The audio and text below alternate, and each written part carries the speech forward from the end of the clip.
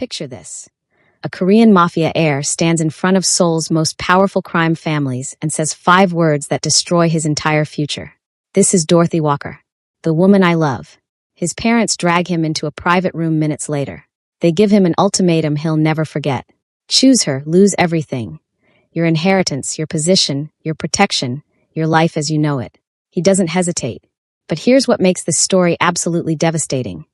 Dorothy heard every single word through that door. She knows what he's about to lose. So she does the one thing she thinks will save him. She disappears into the night. And when Kong Min discovers she's gone, he makes a decision that will shock everyone who knows his name. This is the story of 3 summers that changed 2 lives forever. 15 years of separation that couldn't kill what they had. And one choice that proved love doesn't negotiate with power. Welcome back, Sphere family. If you're new here and haven't subscribed, now's the time. You don't want to miss how this unfolds. This is Story Sphere, where we tell stories that stay with you long after they end. Now let's continue. Kong Min wasn't supposed to fall in love with anyone, let alone choose them. Born into the Biko clan, one of Seoul's most feared mafia dynasties, his entire existence was mapped out before he took his first breath. The armed guards outside his childhood bedroom weren't for show. Whispered orders in darkened rooms weren't movie scenes. This was real life for the only son of a family whose name made grown men lower their voices. Everything about his upbringing screamed one message. Royal blood doesn't mix with common blood. Strategic marriages strengthen the syndicate. Love is a liability that gets people killed. His parents had already selected 3 potential brides from allied families by the time he turned 13. Alliances mattered. Bloodlines mattered. Power mattered. Nothing else did. But Kong Min had one escape from that suffocating world. His uncle, his father's younger brother, was different from everyone else in the family. Gentle where others were brutal. Thoughtful where others were calculating. Every summer, this uncle traveled to Charlotte, North Carolina, handling quiet overseas business for the family. And starting when Kong Min turned 15, his uncle took him along. The official story? The boy needed to understand the family's international operations. The real reason? His uncle knew the kid was drowning in Seoul, crushed under expectations no teenager should carry. Charlotte became Kong Min's breathing space. While his uncle conducted business, he attended a small Anglican church where the congregation knew his uncle as a humble immigrant with a quiet smile. Nobody knew about the empire back in Korea. Nobody treated him like royalty. For 3 summers, Kong Min got to be just a kid. And that's where fate stopped being predictable. 15-year-old Kong Min walked into the church hall on a humid June afternoon, following his uncle to some youth event he didn't particularly care about. Then he saw her. A small girl sat cross-legged on the floor in the corner, braids swinging as she bent over a sketchbook. She was drawing portraits of the choir members with such focused intensity that she didn't notice him watching. When someone called her name, she looked up, and her eyes met his for just a second before she grinned shyly and clutched the sketchbook to her chest. Dorothy Walker, 12 years old, soft-spoken, born and raised in Charlotte. Her father ran youth art activities at the church, and she had a natural gift that made everyone stop and stare at her work. Kong Min couldn't look away. Within a week, they were inseparable. He followed her from the art room to the playground like a shadow. She showed him how to sketch faces, laughing when his first attempts looked like lopsided potatoes. He taught her how to write her name in Korean characters, guiding her hand carefully across the page. Their friendship was innocent, bright, easy, the first pure thing in Kong Min's life. She didn't know about armed guards or whispered orders. She just knew this quiet Korean boy who smiled more every day and seemed fascinated by everything she did. They passed notes during rehearsals, shared snacks on the church steps, told each other secrets they'd never told anyone else. The summer flew by too fast. On his last day in Charlotte, Kong Min found Dorothy sitting under a tree behind the church, drawing in that sketchbook she carried everywhere. Dorothy, his voice cracked slightly. I'll come back next summer. I promise. She looked up at him with those bright eyes and smiled. I'll be here. And she believed him completely. She looked up at him with those bright eyes and smiled. I'll be here. And she believed him completely. The following summer, 16-year-old Kong Min stepped off the plane in Charlotte and headed straight to the church. 16-year-old Kong Min stepped off the plane in Charlotte and headed straight to the church. Dorothy was taller now, more confident. Her artwork had gotten even better. She'd started taking advanced classes, and her portfolio was filled with stunning portraits. When she saw him walking through the church doors, She dropped her sketchbook and ran straight into his arms. This summer was different. They weren't just kids playing anymore. Their conversations went deeper. She showed him the pain behind some of her drawings, the way art helped her process things she couldn't say out loud. He opened up about the sadness that lived behind his eyes. The way home felt like a prison with gilded bars. "You seem so far away sometimes," Dorothy said one afternoon while they sat by the lake. "Like you're here, but also somewhere else." "I am somewhere else," he admitted. "But when I'm with you, I'm just me." They passed notes during youth rehearsals like before, but the content changed. Hopes instead of jokes. Dreams instead of doodles. She talked about opening an art center someday where kids could create freely. He talked about wanting a life where he could choose his own path. Long afternoons stretched into evenings. Drawing each other became an excuse to stare without awkwardness. Secrets shared became confessions. And Kong Min felt something shift inside his chest. Something he'd never felt before and couldn't name yet. He was falling for her. Silently. Powerfully. Hopelessly.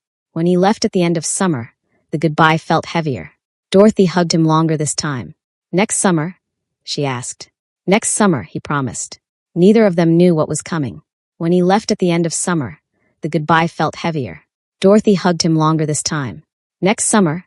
she asked. "Next summer," he promised. Neither of them knew what was coming. 17-year-old Kong Min returned to Charlotte carrying feelings he could barely contain. 17-year-old Kong Min returned to Charlotte carrying feelings he could barely contain. Dorothy was 14 now. The girl he'd met 3 years ago had transformed into someone who made his heart slam against his ribs every time she smiled. She'd grown into herself, more assured, more radiant, more beautiful. And she looked at him differently too. This summer crackled with awareness neither of them fully understood. Shy glances that lasted too long. Nervous smiles when their fingers brushed while drawing. Conversations that felt charged with something unspoken. One quiet evening behind the church, while the sun set and painted everything gold, Kong Min finally took Dorothy's hand. Her breath caught. His heart raced like he'd run miles. "Dorothy." He struggled to find words in English, switching between languages nervously. "Someday when I'm grown, I'll come for you. I'll choose you." She squeezed his hand tighter. "What do you mean?" He couldn't tell her everything. Couldn't explain the empire waiting for him in Seoul, or the chains already tightening around his future. But he could tell her this truth. "My life at home is complicated. But you're not complicated. You're the only simple, good thing I have. And I promise, someday I'll come back and we'll figure this out." Dorothy's eyes shimmered with tears she didn't let fall. "I'll wait." "You shouldn't have to wait." "I'll wait anyway." They sat there as the sun disappeared, neither wanting to let go of the other's hand. Both sensing this summer would be different somehow. They were right. 2 weeks before Kong Min was supposed to return to Seoul, his uncle died suddenly. A heart attack, quick and devastating. The man who had been his only escape, his only ally, his only chance at freedom, gone in an instant. The yearly trips to Charlotte ended immediately. Kong Min's parents, already suspicious of how much time he spent at that church, forbade any further contact with anyone from America. When he tried to argue, when he mentioned Dorothy's name, his mother delivered words that would echo in his skull for years. "In your wildest dreams, Min royals do not marry black girls." His father was more direct. "Forget her. That door is closed." They monitored his communications, restricted his travel, tightened their grip on every aspect of his life. If you're feeling that heartbreak right now, that frustration, hit that like button.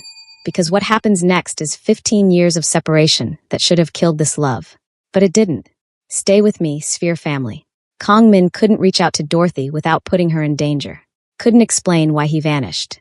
Couldn't keep his promise. So he broke it. Dorothy waited for him the next summer. She showed up at the church every single day in June, sketchbook in hand, eyes scanning every face that walked through the doors. Her father watched his daughter's hope fade a little more each week, her smile becoming forced, her laughter hollow. Maybe something happened, she told herself. Maybe he'll come next week. But he never did. The summer after that, she came less frequently. The hope had dimmed but wasn't dead yet. She checked the church on weekends, just in case. Draw portraits to pass the time. Tell herself that promises made at 17 don't always survive reality. By the third summer, Dorothy had stopped waiting. Not because she stopped caring. You don't stop caring about your first love just because they disappeared. But hope has a shelf life, and hers had expired. She threw herself into art, graduated high school with scholarships, got into a prestigious art program, made plans to leave Charlotte and chase her dream in Los Angeles. On the day she left for LA, Dorothy stood in that church one final time. She walked to the tree where Kong Min had made his promise and placed her hand on the bark. "I hope you're okay," she whispered to the ghost of a boy she once knew. "Wherever you are." Then she walked away and didn't look back. Kong Min returned to Seoul and descended into hell. His uncle's death meant no more escapes. No more summers of freedom. No more breathing room. He finished his final years of secondary school under constant surveillance, then entered university studying business, though everyone knew what business really meant. At 21, he officially entered the syndicate. The gentle boy who had drawn pictures with Dorothy Walker ceased to exist. In his place rose someone harder, colder, more dangerous. Someone who needed to be dangerous to survive. Kong Min learned to read people like Dorothy read sketchbooks. Learned to identify threats before they materialized. Learned to make decisions that kept him alive and advanced the family's interests. His intelligence became legendary. He could see 3 moves ahead when others were still processing the current situation. By 25, his reputation preceded him everywhere. Cold, collected, terrifyingly smart. The kind of man who smiled politely while destroying your life. Physically, he transformed too. The slim teenager became broad-shouldered and imposing. His features sharpened, grew more angular. Women noticed him constantly, threw themselves at him regularly, but he remained distant, untouchable. And then he got the tattoo. A barbed wire design that coiled around his neck like a permanent collar. In their world, it marked rank, commitment, the life he could never escape. Every time he looked in the mirror, that ink reminded him of his chains. He dated occasionally because it was expected. Attended meetings with potential brides his parents arranged. Smiled through dinners where families negotiated alliances like business deals. But none of it touched him. Dorothy Walker remained his one unbroken memory of gentleness. The only time he'd felt like himself. The only promise he'd ever made that mattered. Years blurred together. 26, 27, 28, 29. And then came his 30th birthday. Kong Min sat alone in his penthouse apartment overlooking Seoul, surrounded by luxury that felt hollow. 30 years old. Powerful beyond most people's imagination. Wealthy enough to buy whatever he wanted. And emptier than he'd been at 15. He'd been going through old belongings that week. Clearing out storage that hadn't been touched in years. Childhood books. School projects. Boxes his mother had packed away. That's when he found the journal. A small notebook from when he was 17. He'd forgotten it existed. Opening it felt like stepping into a time machine. Pages filled with teenage thoughts, sketches, random observations. And then something fell out. A small piece of paper, folded carefully, edges worn soft. Kong Min's hands trembled as he unfolded it. Dorothy's handwriting. Her email address. A note she'd given him that last summer. Just in case you ever want to write. He stared at it for a full minute, heart slamming into his ribs so hard he could hear blood rushing in his ears. Dorothy. Her name came out as a breath, barely a whisper. The promise he'd made as a 17-year-old boy roared back to life with such force it nearly knocked him over. 13 years had passed since he'd last seen her. 13 years of trying to forget, trying to move on, trying to become someone who didn't need that memory. But looking at her handwriting, young and hopeful and trusting, shattered every wall he'd built. Kong Min grabbed his laptop with shaking hands and typed her email address into every search engine he could find. Social media, professional networks, anything that might tell him if she was okay, where she was, if she was married with kids and had forgotten all about him. Hours passed. The sun set over Seoul. He barely noticed. And then he found her. Dorothy Walker, artist, founder of a children's art center in Los Angeles. Her website showed photos of a bright space filled with paint-stained tables and walls covered in kids' artwork. Her bio mentioned growing up in Charlotte and wanting to create safe spaces where children could express themselves freely. She'd done it. The dream she'd talked about all those summers ago. Kong Min scrolled through every photo on her website, desperate for a glimpse of her face. Most pictures focused on the kids and their art. Then, finally, he found one. A candid shot of Dorothy laughing while helping a little girl with a painting, curls framing her face, smile radiant and genuine. 27 years old now. Glowing. Confident. Beautiful in a way that made his chest ache. He stared at that photo until his vision blurred. Then he booked a flight to Los Angeles. Kong Min landed in LA 3 days later with no plan beyond finding her. He didn't call ahead. Didn't send an email. Couldn't risk her refusing to see him or, worse, not remembering him at all. After 13 years, what claim did he have on her memory? But he had to try. First, he tracked down her father's church in Charlotte through online records. Mr. Walker had retired but still attended services. Kong Min flew there first, standing outside the building where everything started, gathering courage he didn't know he needed. When he finally walked inside, Mr. Walker was arranging chairs in the hall. The older man looked up, stared, squinted. Kong Min. The recognition hit like a punch. This man remembered him. After all these years, after everything, he remembered. Mr. Walker. Kong Min's voice was rough. I know it's been a long time. 13 years. Mr. Walker set down the chair slowly, studying him with careful eyes. You got taller, harder looking. Dorothy waited for you, 3 summers in a row. The words cut deep. I know. I couldn't come back. My uncle died, and my family. He stopped, unsure how to explain the empire and the chains and the impossible choices. I couldn't come back. But I need to find her now. Please. Mr. Walker was quiet for a long moment, weighing something Kong Min couldn't see. She's in Los Angeles. Built that art center she always talked about. Works with kids in a rough neighborhood, giving them what she wished she'd had more of growing up. He paused. She doesn't talk about you anymore. Took her years to stop. Kong Min absorbed that like a blade between the ribs. I understand, but I have to see her. Even if she hates me. Even if she doesn't want anything to do with me. I have to try. Another long silence. Then Mr. Walker pulled out his phone and wrote down an address. This is her art center. She's there most days until evening. He handed over the paper, then gripped Kong Min's shoulder. You broke her heart once, son. I don't know what life you've been living that kept you away, but if you're going to walk back into hers, you better be sure. Because I won't watch her go through that again. I'm sure, Kong Min said immediately. I've been sure for 13 years. The art center occupied a converted warehouse in a worn-down LA neighborhood. Kong Min stood across the street, frozen, watching through the large windows. He could see figures moving inside, small children, paint everywhere, laughter he could almost hear through the glass.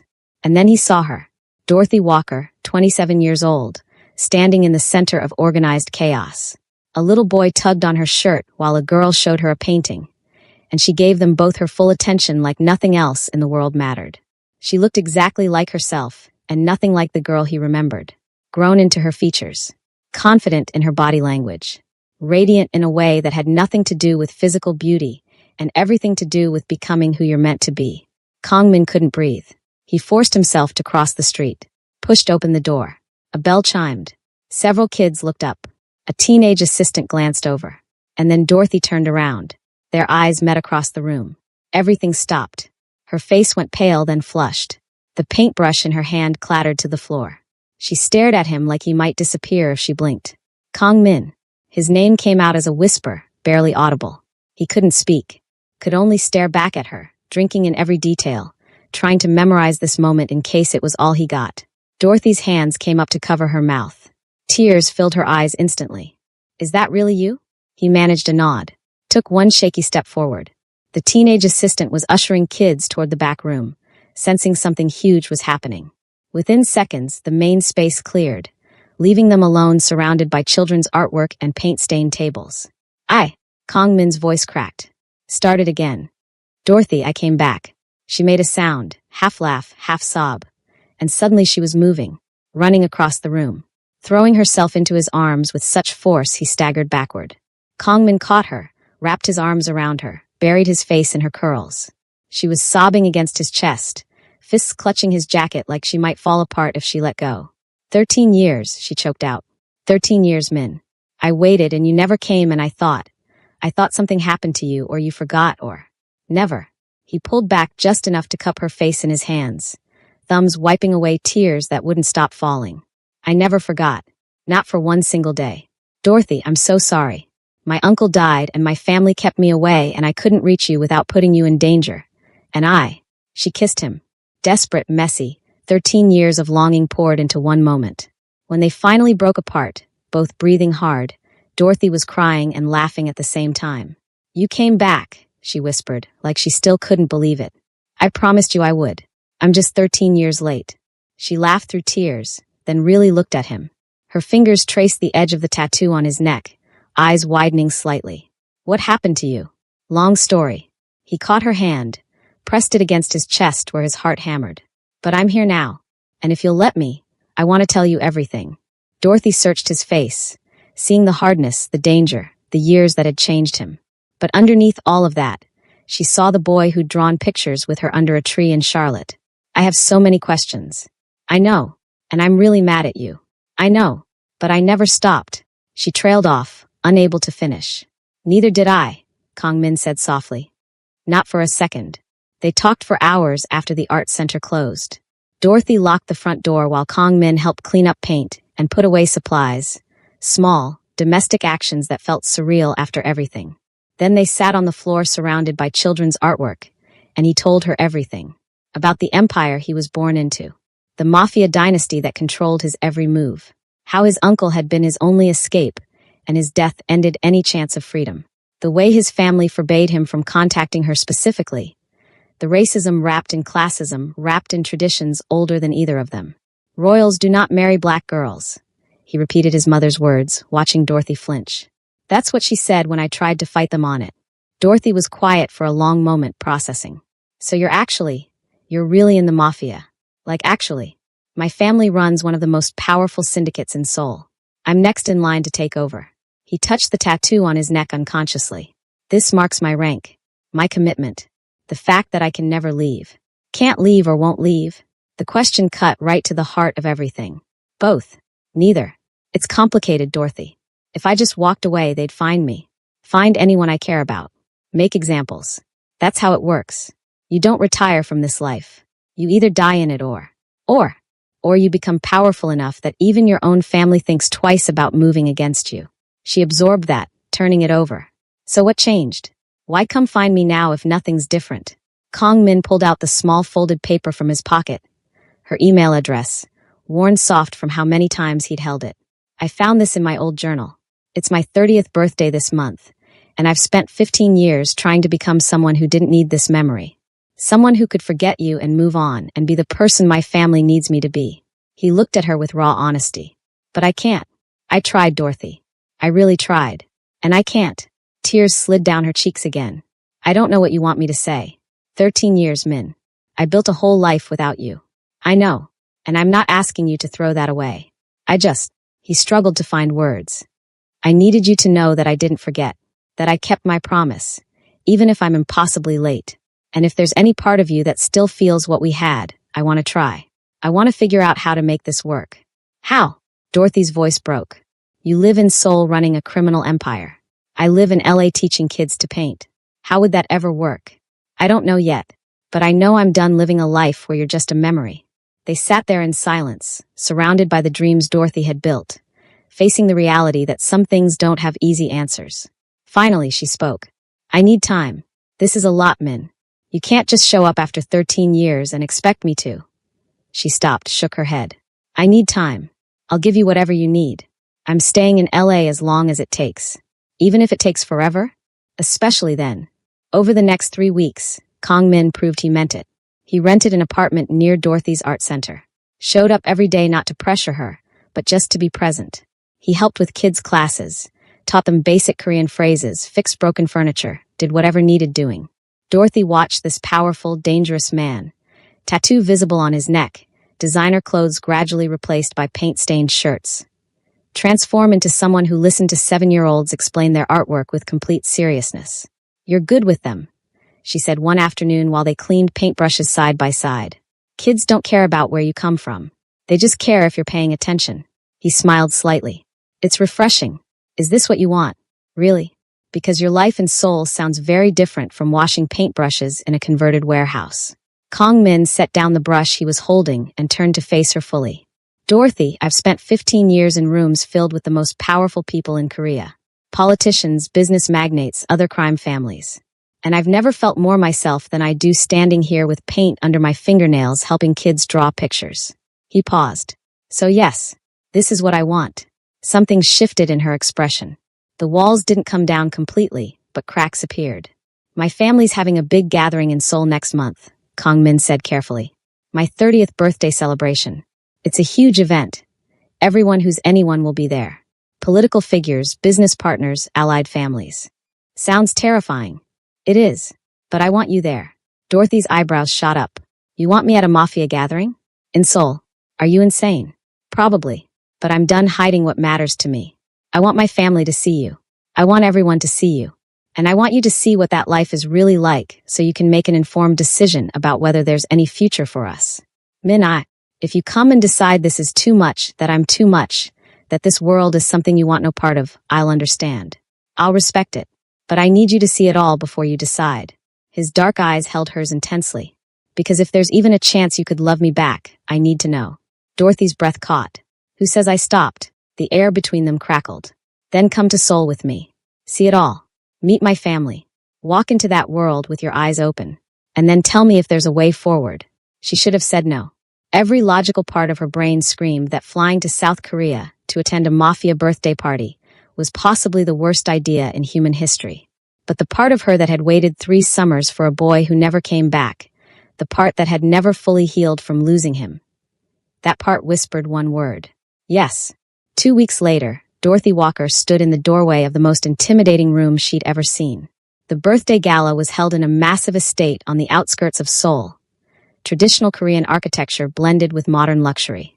Hundreds of people filled the space, all dressed in expensive formal wear, all carrying themselves with the confidence of people who ruled their worlds. And she was about to walk into it wearing an emerald green dress Kong Min had insisted on buying her, curls styled elegantly, feeling like an imposter in a palace.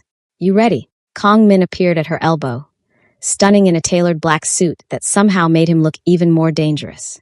Absolutely not. He smiled, rare and genuine. Good. Neither am I. They entered together. The effect was immediate and electric. Conversations stopped mid-sentence. Heads turned. Whispers spread through the crowd like wildfire. Who is she? Where did she come from? Why would he bring her here?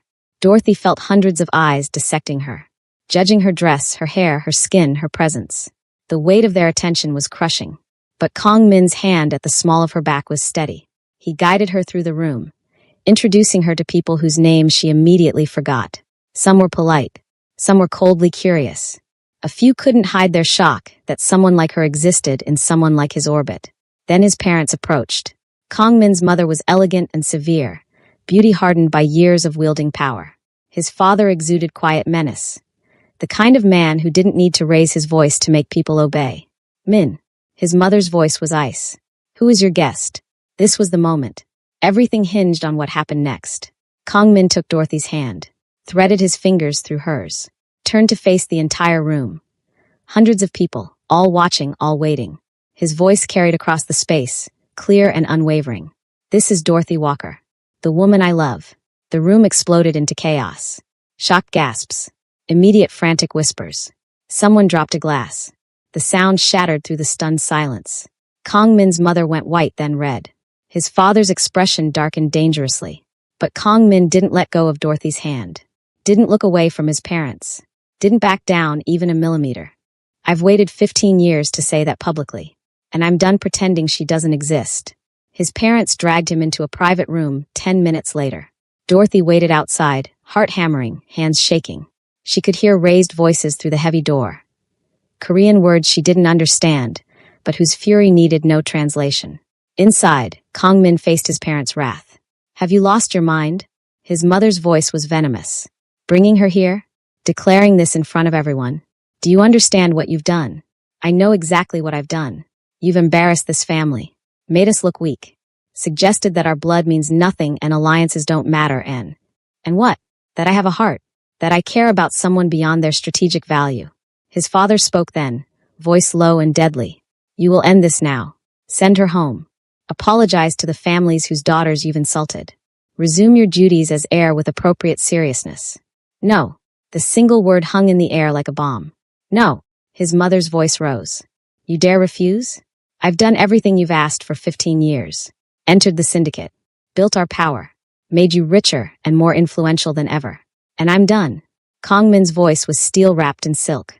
I'm marrying Dorothy Walker. With or without your blessing. His parents exchanged looks. Some silent communication that had formed over decades of marriage. Then his father delivered the ultimatum. Choose her and lose everything. Your inheritance, your position, your protection. You'll be cast out of this family with nothing. No money, no power, no safety. We'll make sure every business contact cuts ties. Every allied family turns their back. You'll be stripped of the Biko name itself. And if you think she'll stay when she realizes what you've given up, his mother added coldly, you're more foolish than I thought. Girls like her don't stick around when the money disappears. Kong Min looked at his parents. These people who had shaped his entire existence, who held his fate in their hands, who genuinely believed he would break under this pressure. Then I choose her.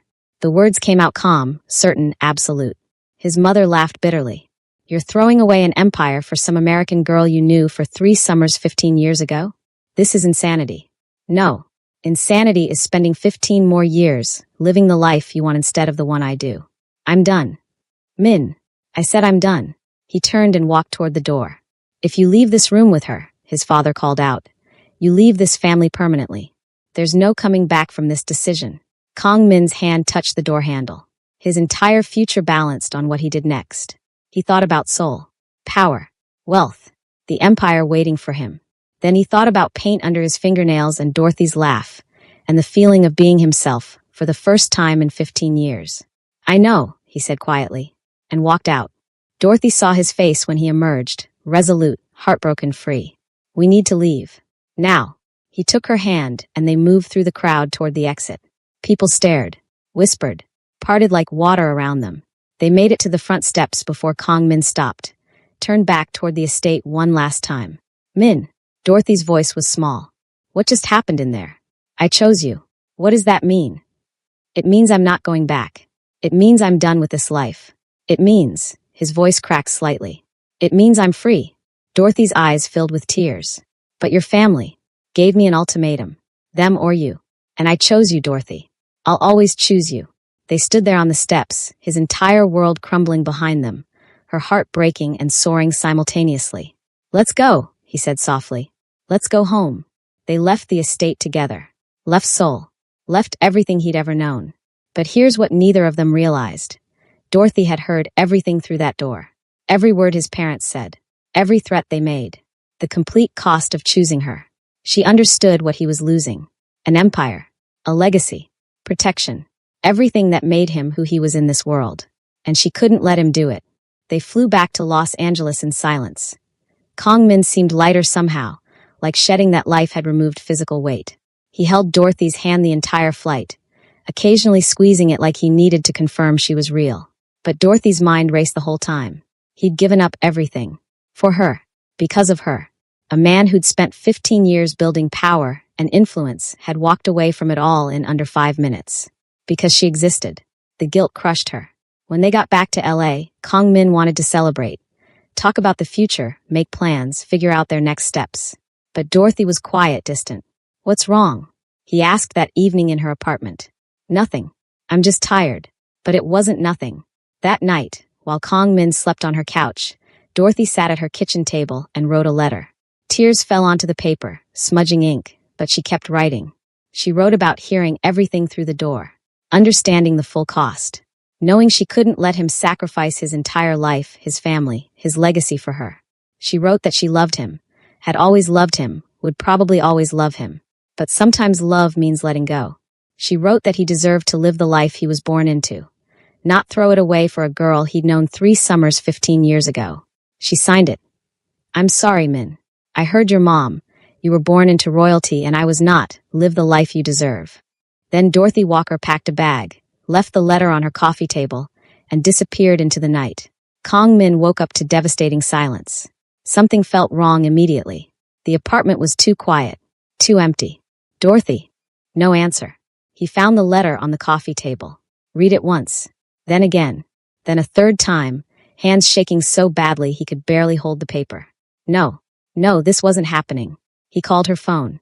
Straight to voicemail. Called the art center. No answer. It was early morning. Checked with her neighbors. No one had seen her leave. Kong Min collapsed onto the couch. That letter crumpled in his fist, feeling like his chest had caved in. She'd heard everything. Every word his parents said. And instead of understanding that he'd made his choice freely, she decided to make the choice for him. To save him from himself. The girl who'd waited 3 summers for him had left to protect him. And he'd lost her again. For several hours, Kong Min sat there in complete devastation. He'd walked away from everything, his family, his power, his entire identity, and she'd run away to give it back to him. But here's what Dorothy didn't understand. He didn't want it back. He'd tasted freedom, felt what it was like to be himself, loved someone more than power or money or legacy, and he wasn't going back. Kong Min stood up, wiped his face. Read the letter one more time. Then he walked out of Dorothy's apartment with one purpose: find her. He found her 3 hours later, crying on the steps of her small LA apartment. She looked up when his shadow fell across her, eyes red and swollen. Min. No. He sat down beside her, close enough that their shoulders touched. You don't get to run away to save me, Dorothy. That's not how this works. You gave up everything. I gave up nothing that mattered. Your family, your inheritance, my prison.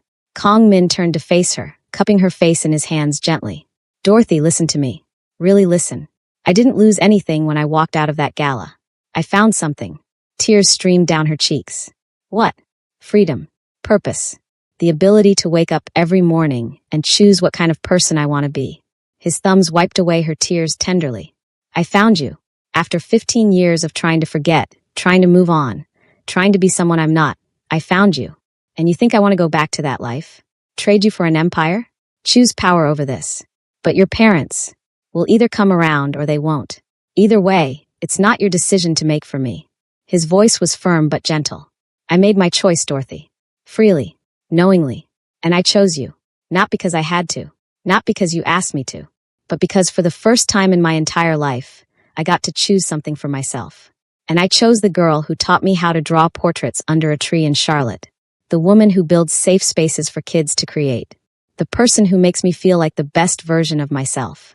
Dorothy sobbed openly now. I heard what your mom said. About girls like me not staying when the money's gone. My mother doesn't know you. Doesn't know what you're made of. Doesn't understand that you're the strongest person I've ever met. He rested his forehead against hers. Dorothy Walker, I've loved you since I was 15 years old. For 15 years, that love survived distance and silence, and an entire criminal empire trying to crush it.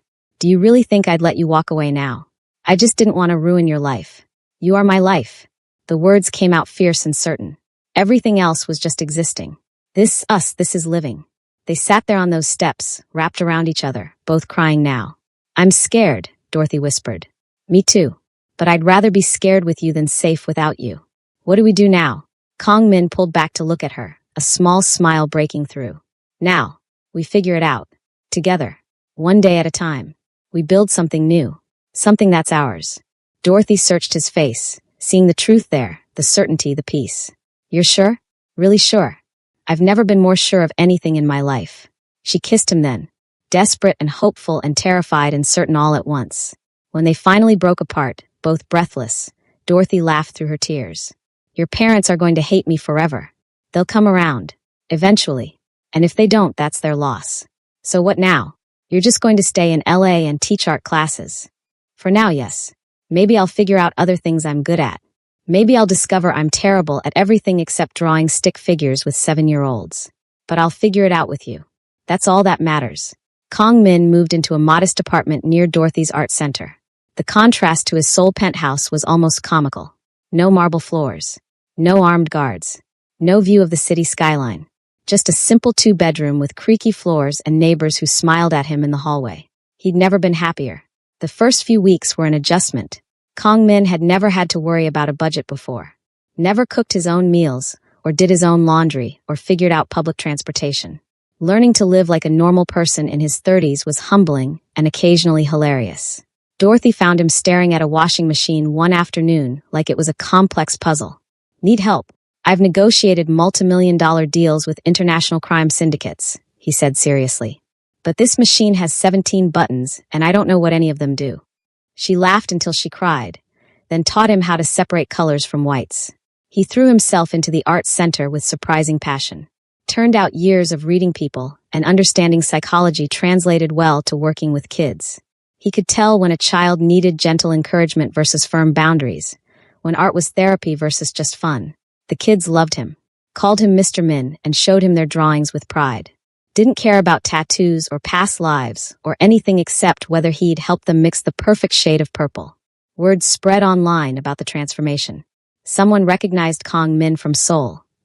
Heir to the Biko clan teaching finger, painting in a converted LA warehouse. Photos appeared on Korean social media. The contrast was stark. Kang Min in expensive suits commanding rooms full of dangerous men versus Kang Min covered in paint, smiling while a 6-year-old explained her crayon masterpiece. The photos went viral. His parents saw them. Of course they did. Everyone in Seoul saw them. Kang Min, their son, their heir, the future of their dynasty, grinning in a stained t-shirt, arms around Dorothy as they hung children's artwork on walls.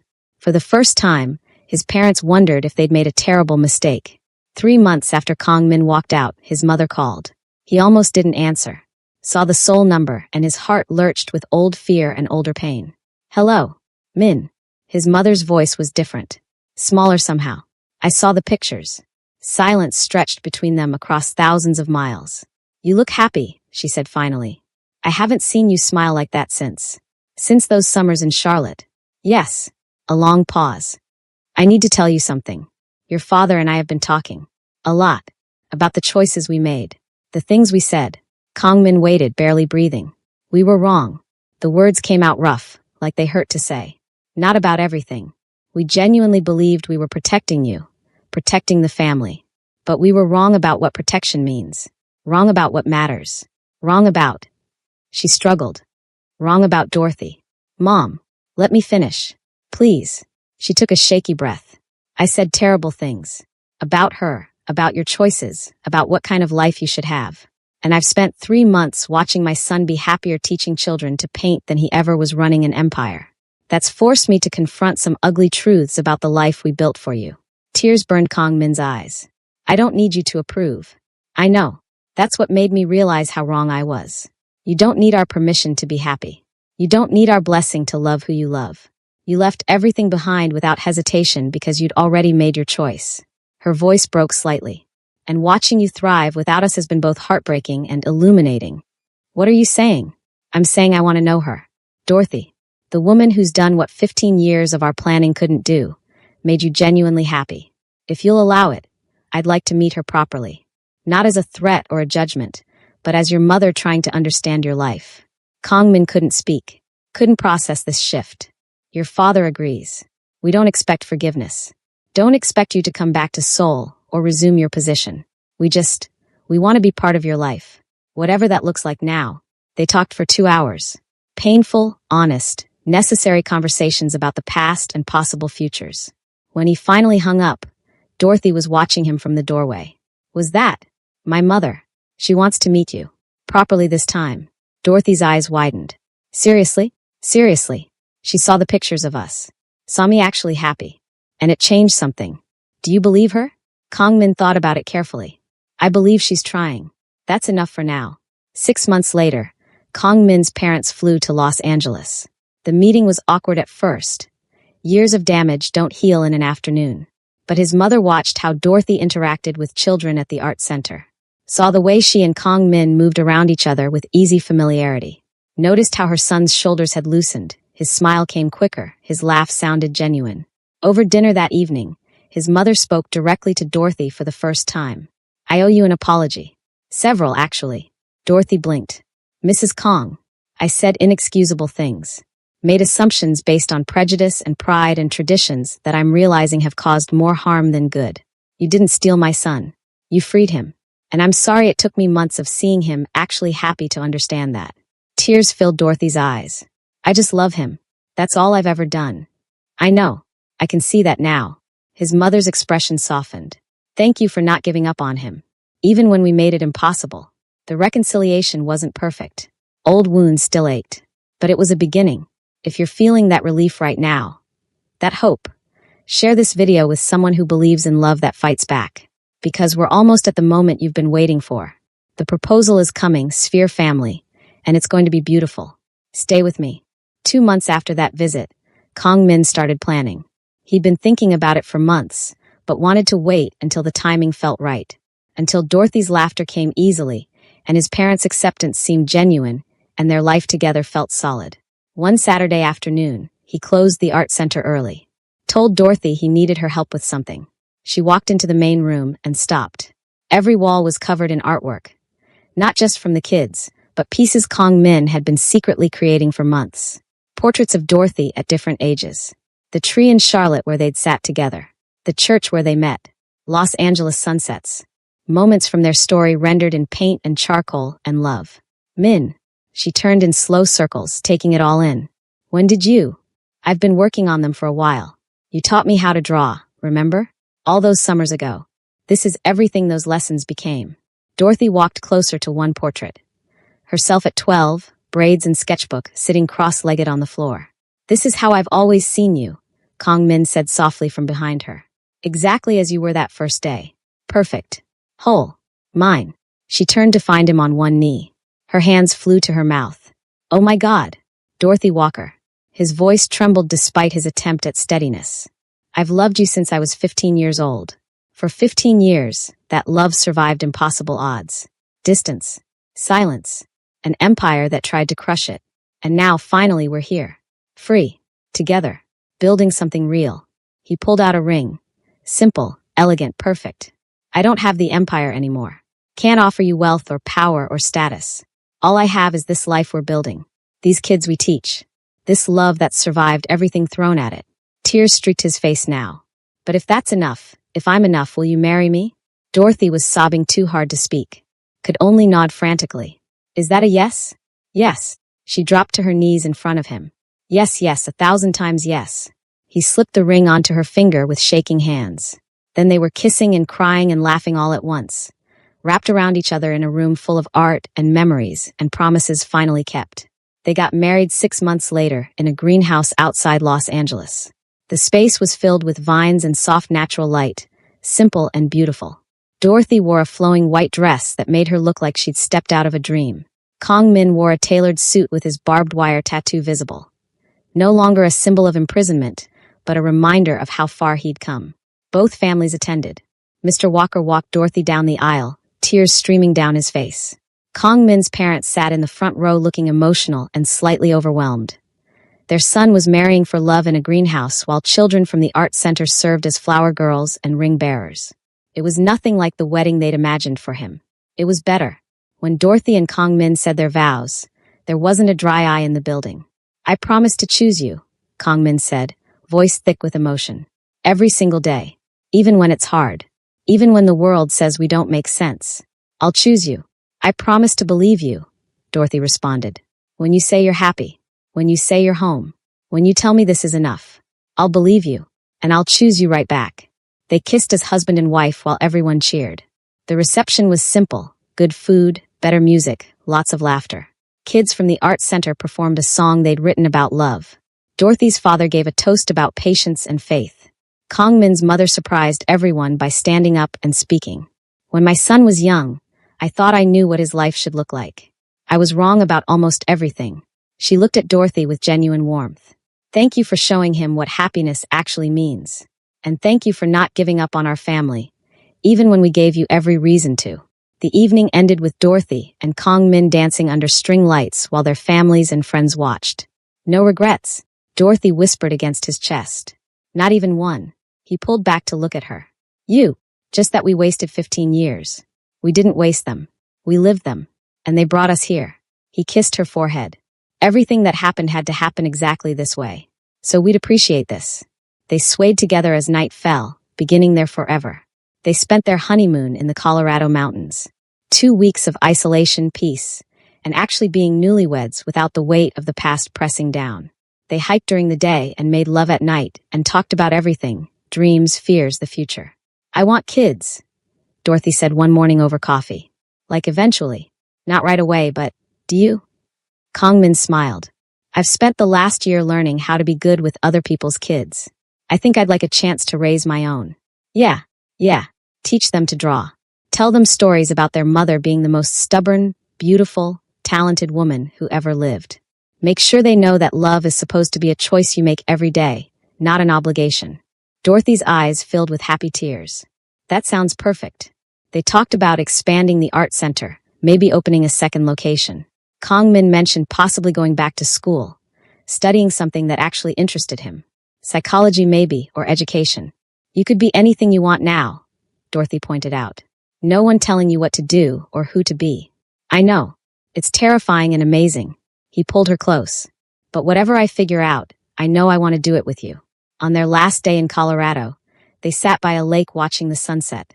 I keep thinking about 15-year-old you, Dorothy said quietly, making that promise under a tree in Charlotte.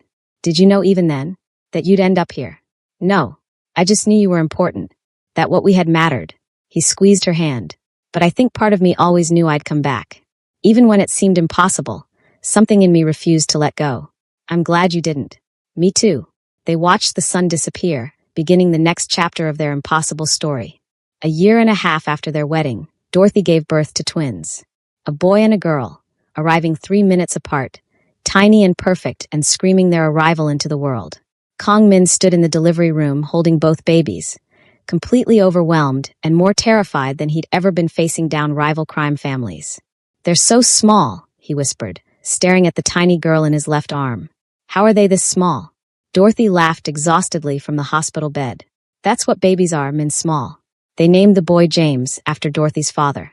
The girl they named Eunji, a Korean name meaning grace and wisdom. Both babies had Dorothy's bright eyes and Kong Min's serious expression, even at 2 days old. When both sets of grandparents arrived at the hospital, something beautiful happened. Mr. Walker held Eunji with tears streaming down his face. Kong Min's mother took James with trembling hands, whispering to him in Korean. Both families, once separated by culture, power, pride, and prejudice, came together around these two tiny humans who carried both worlds in their blood. They're perfect, Kong Min's mother said, looking up at her son. Absolutely perfect. They are, Dorothy's father agreed. Proof that love builds better bridges than tradition ever could. The first few months were chaos. Twins meant double everything: diapers, feedings, sleepless nights. The art center temporarily reduced hours so Dorothy and Kong Min could adjust to parenthood. He was a surprisingly natural father. The same patience he developed with kids at the center translated perfectly to his own children. He could soothe Eunji when she cried, coax James to sleep, handle simultaneous meltdowns without losing his cool. You're good at this, Dorothy said one night at 3 a.m., watching him feed both babies at once. Years of negotiating with difficult personalities prepared me surprisingly well for twins. He smiled tiredly. Though these two are far less likely to stab me than some of the people I used to deal with. Give them time. They're only 3 months old. Both families visited regularly.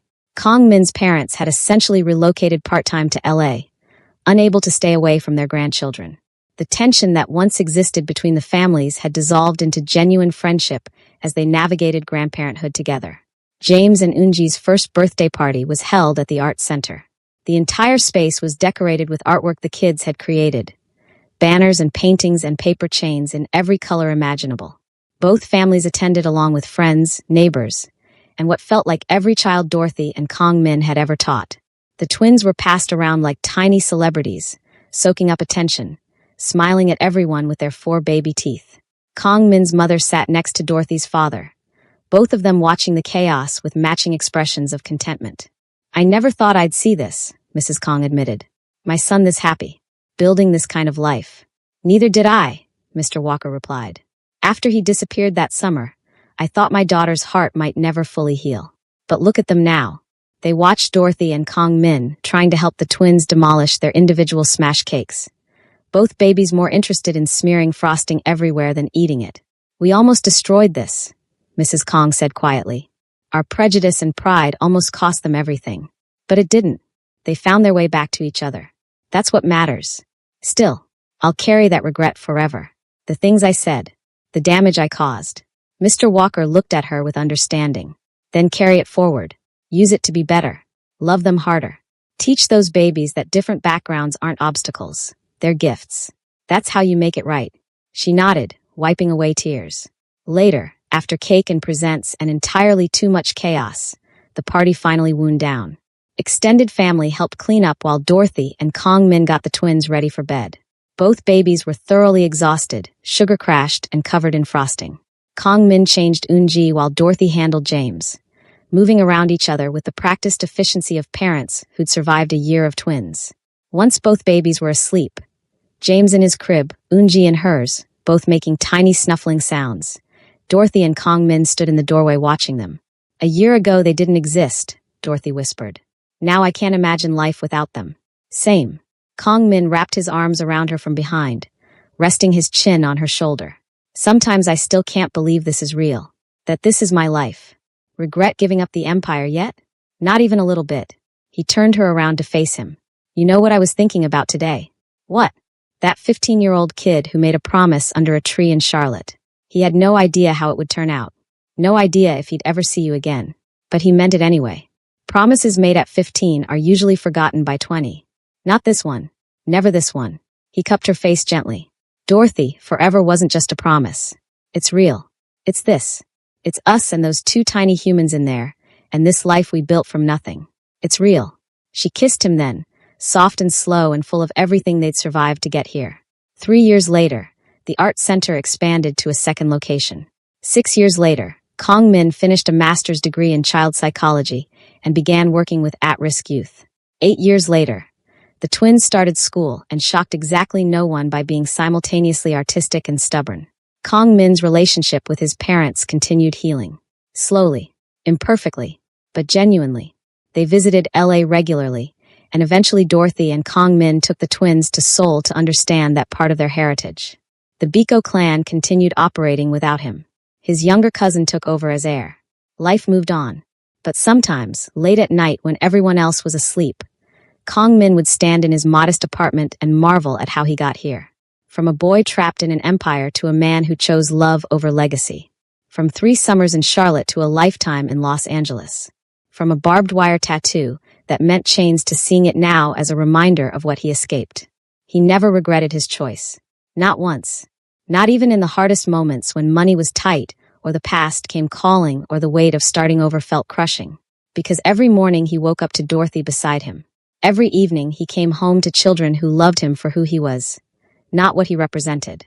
Every day he got to choose this life over the one that was planned for him. And that was worth more than any empire could ever be. The boy who waited 15 years for her had become the man who would wait forever. And she had waited right back.